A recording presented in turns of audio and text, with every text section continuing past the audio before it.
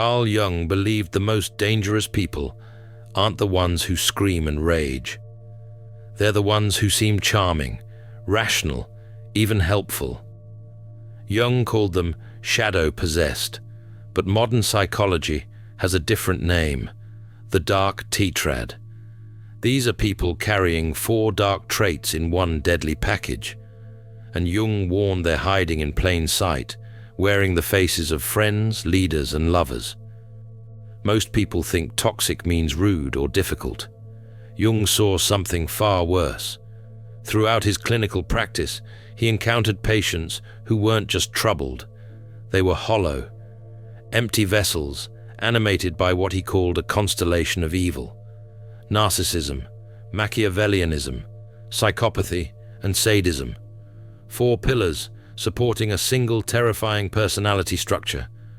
The modern world calls it the Dark Tetrad. Jung called it the architecture of human predators. These people don't look like monsters. That's the entire point. They look like the colleague who always knows what to say, the partner who swept you off your feet, the family member everyone trusts. Their danger isn't in their appearance, it's in their invisibility.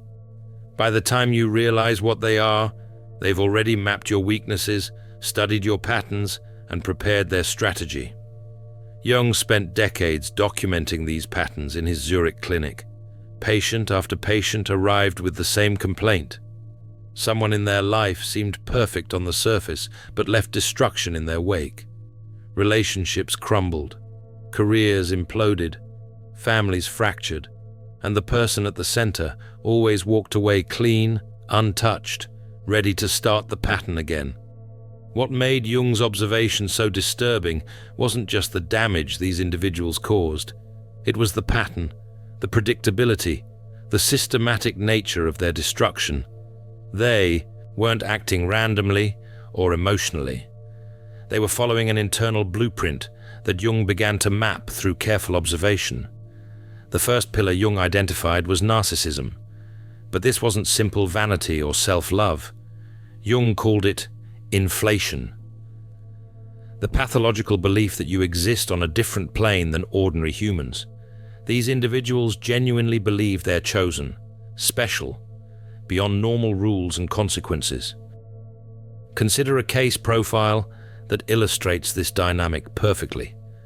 Jung's clinical notes describe observing a successful professional who believed he was a messiah, not metaphorically, literally. This composite example, based on patterns Jung documented across multiple patients, showed a man who made major life decisions based on what he claimed was divine guidance. He controlled his family through spiritual authority. He manipulated those around him by claiming their disagreement angered heaven itself. The terrifying part wasn't the grandiose belief system. It was how functional he remained. He never broke down, never questioned himself. His inflation was so complete that reality itself bent around his self-perception. Jung called this the God complex, the total disconnection from human limitation. When the ego inflates beyond personal boundaries, it merges with archetypal energy. The person stops being an individual and becomes a vessel for something impersonal and inhuman. They don't just think highly of themselves. They genuinely cannot comprehend that they might be wrong, flawed, or ordinary. This creates a feedback loop. Every success confirms their specialness. Every failure must be someone else's fault. They rewrite history constantly, editing reality to maintain the narrative of their own perfection. And anyone who challenges this narrative becomes an enemy, a threat, a problem to be eliminated. The inflated person lives in a private universe where they are the sun and everyone else orbits around them.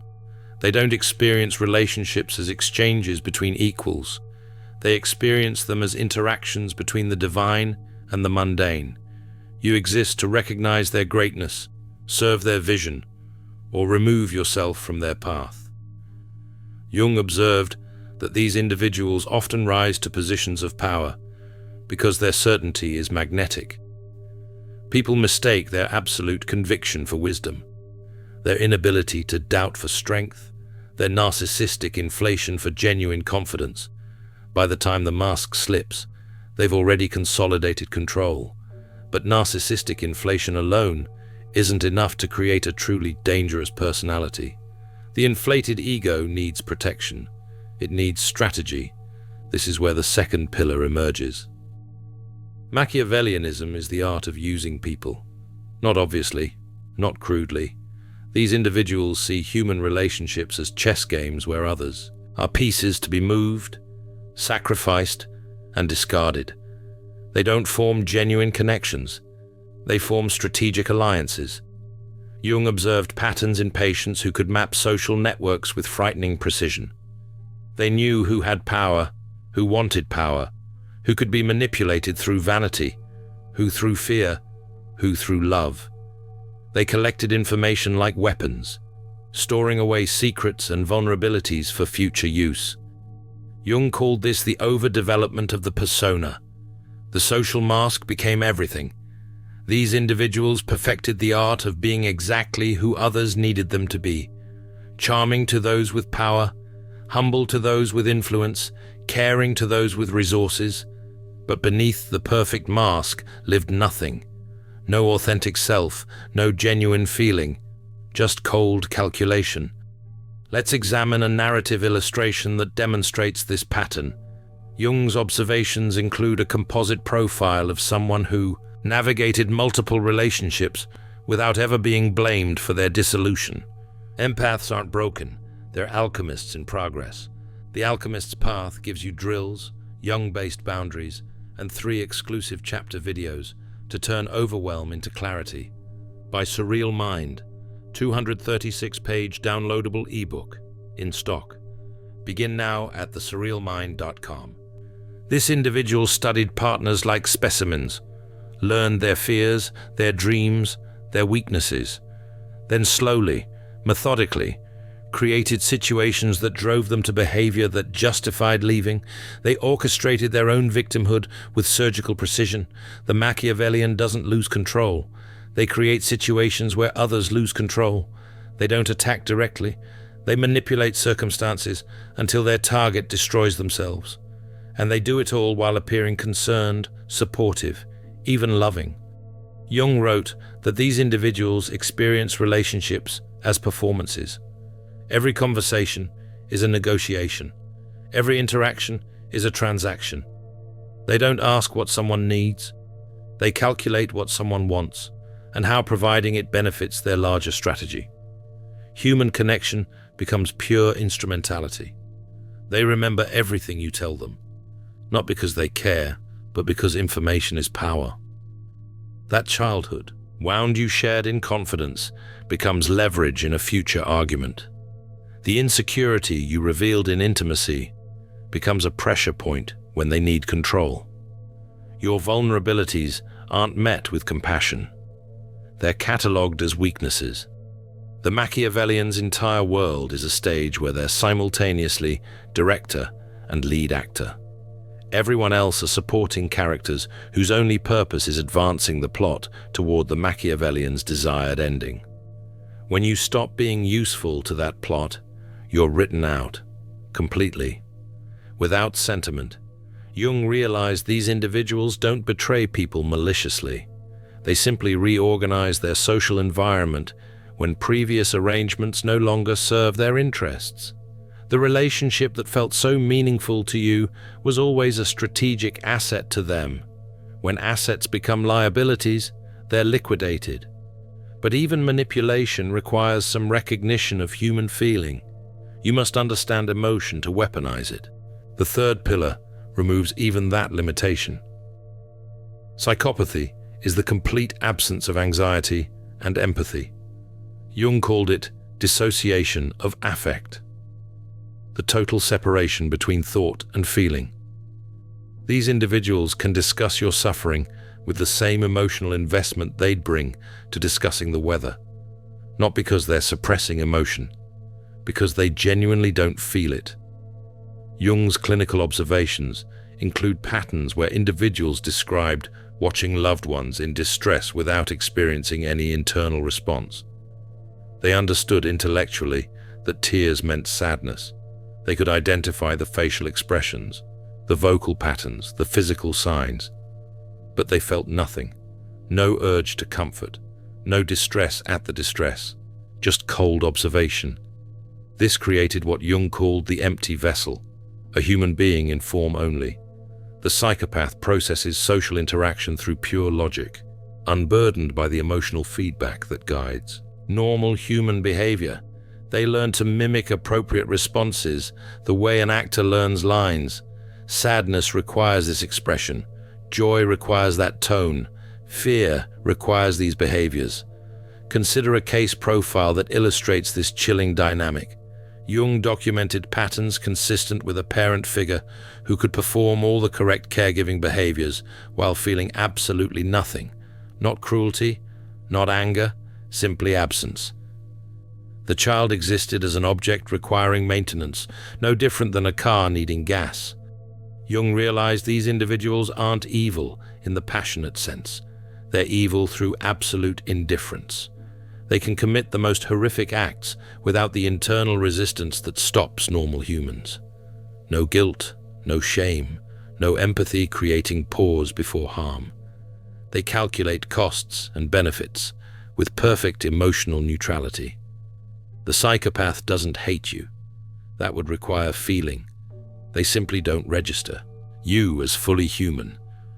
You're a thing in their environment, sometimes useful, sometimes neutral, sometimes an obstacle, but never a person deserving moral consideration. Jung wrote that psychopaths are disconnected from the collective unconscious. That deep well of shared human experience, the archetypal realm that connects all people, simply doesn't exist for them. They walk through life psychologically alone, in a way normal humans cannot comprehend. This disconnection creates a strange paradox. The psychopath often appears more logical, more rational, more objective than normal people. They're not clouded by emotion or sentiment. They see situations with crystal clarity. But that clarity is inhuman. It's the clarity of a predator assessing prey, not a person engaging with another person. Normal humans make decisions influenced by how those decisions will make them and others feel. The psychopath makes decisions based purely on outcome optimization. If lying produces better results than honesty, they lie. If betrayal achieves their goal more efficiently than loyalty, they betray. Morality isn't something they struggle against. It simply doesn't factor into their calculations.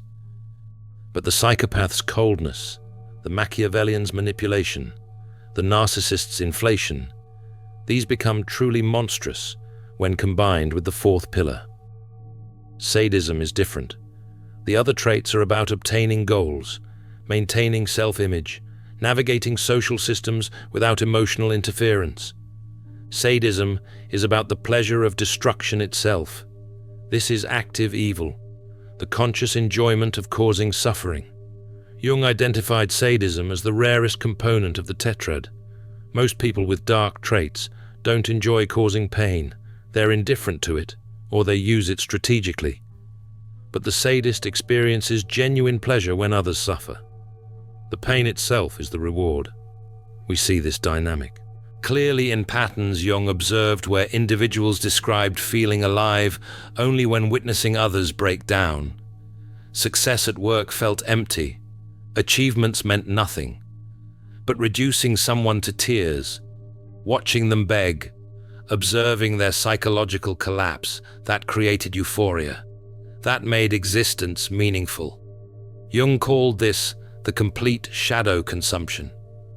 The destructive aspects of the unconscious hadn't just emerged, they'd taken over entirely. The conscious mind became a tool for feeding unconscious darkness. Every interaction became an opportunity to cause harm while maintaining deniability. The sadist doesn't rage. Rage is loss of control. The sadist orchestrates situations where they can inflict maximum suffering while appearing blameless. They engineer scenarios where you destroy yourself. Then they watch with fascination as you crumble. Your pain is their entertainment. Your breakdown is their art.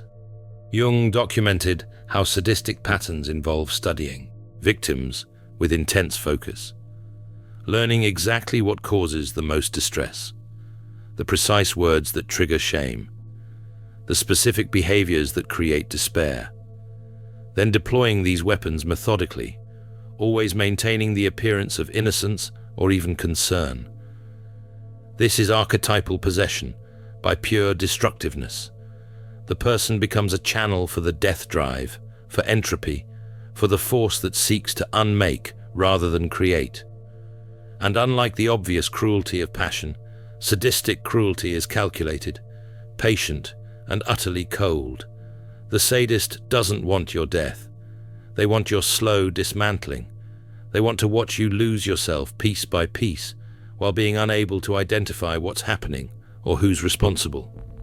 They create psychological mazes where every path leads to pain. Then they watch you run in circles with clinical fascination. When these four traits combine in a single individual, something genuinely terrifying emerges. Alone, each trait creates difficulty. The narcissist is exhausting. The Machiavellian is untrustworthy. The psychopath is cold. The sadist is cruel. But together, they create what Jung called the human predator. The inflated narcissist believes they deserve to use others. The Machiavellian knows how to use them. The psychopath feels no resistance to using them, and the sadist enjoys their suffering along the way. This combination doesn't just harm people, it annihilates them systematically while maintaining perfect deniability. Jung wrote about archetypal possession, when someone becomes a conduit for transpersonal darkness. They stop being an individual making choices and become a force of nature, a psychological black hole consuming everything nearby. Their presence doesn't just create problems, it fundamentally corrupts the psychological atmosphere of every space they occupy. These individuals can walk into healthy organizations and watch them rot from within. They can enter functional families and orchestrate their implosion. They can form relationships and methodically destroy their partner's sense of reality. And they do it all while appearing reasonable, often even while appearing to be the victim or the helper. The Dark Tetrad doesn't announce itself. There's no obvious warning. That's precisely what makes it so dangerous. By the time you recognize what you're dealing with, they've already studied you, mapped your vulnerabilities, and begun their strategy. They've noticed that you value loyalty, so they'll test it until it breaks. They've observed that you fear abandonment, so they'll threaten it strategically. They've seen that you need validation, so they'll withhold it precisely when you're most vulnerable. Every strength you possess, they'll identify and weaponize. Every wound you carry, they'll locate and reopen. You cannot fix these people. This is Jung's most important warning. When someone manifests the complete Dark Tetrad pattern, intervention doesn't work, therapy doesn't work, love doesn't work, understanding doesn't work. These aren't broken people who need healing. They're predators who need prey. Jung developed a specific protocol for dealing with individuals displaying total Dark Tetrad possession. Not transformation, not rehabilitation, protection. The goal isn't to change them. It's to survive them with your sanity intact. First, trust your intuition. Jung believed the unconscious mind recognizes danger before the conscious mind can articulate it. That chill you feel around certain people, that sense of wrongness despite their perfect presentation, that's your psyche warning you. Listen to it. Stop rationalizing it away. Stop explaining it with logic. Your unconscious has detected something your consciousness hasn't processed yet. Your body knows before your mind admits. The tension in your shoulders when they enter the room, the exhaustion after every interaction, the confusion that lingers after conversations that seemed normal but felt wrong. These aren't random reactions. They're warning signals your deeper psyche is sending. Second, do not engage. Jung observed that Dark Tetrad individuals feed on reaction. They need your emotional responses. Your anger validates them. Your hurt empowers them. Your attempts to explain or defend give them material to twist and weaponize. The grey rock method, as modern psychology calls it, matches Jung's insight. Become boring, unresponsive, give them nothing to work with, show no emotion, provide no personal information, refuse to be drawn into drama or debate. Their power depends on your participation. When you become psychologically unavailable, they lose their leverage. This doesn't mean being rude. It means being strategically neutral, polite but distant, civil but closed. Don't explain yourself. Don't justify your boundaries. Don't engage with their provocations. Responding to their attacks validates that the attacks have merit. Silence isn't weakness. It's refusing to play a game you cannot win. Third, withdraw. Distance is the only real protection. Jung was explicit about this. You cannot coexist safely with the totally possessed. Their presence corrupts. Their influence spreads. Your only option is physical and psychological distance. Leave the job. End the relationship. Cut contact with the family member. Whatever it takes. This isn't weakness. It's recognition of reality. You're not abandoning someone who needs help. You're protecting yourself from someone who feeds on destruction. Jung believed attempting to help the Dark Tetrad individual often transforms the helper into another victim. Your compassion becomes their weapon.